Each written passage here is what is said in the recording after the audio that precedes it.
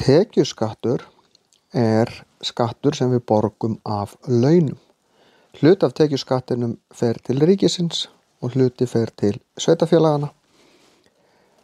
En hann lagður á atvinnutekjur og laun til þess að safna peningum til þess að greiða fyrir opinbera þjónustu, eins og skóla, spítala, vegi og margt fleira sem ríkið og sveitarfélögin sjá um.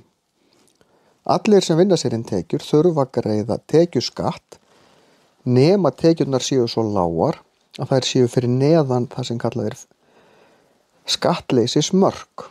Maður byrjar ekki að borga tekjuskatt fyrir launin eru orðin ákveðið há, en það nú frekar lág laun samt sem þarf að hafa til þess að vera undir því marki. Síðan tekjuskatturinn á Íslandi að þannig eru reglurnar í dag. Þetta tekið 2022 að maður borgar misháan skatt af, og ef ég einfaldi þetta verulega, það ég man ekki tölurnar, þetta skipta þær ekki öllu máli, við skulum segja 200.000,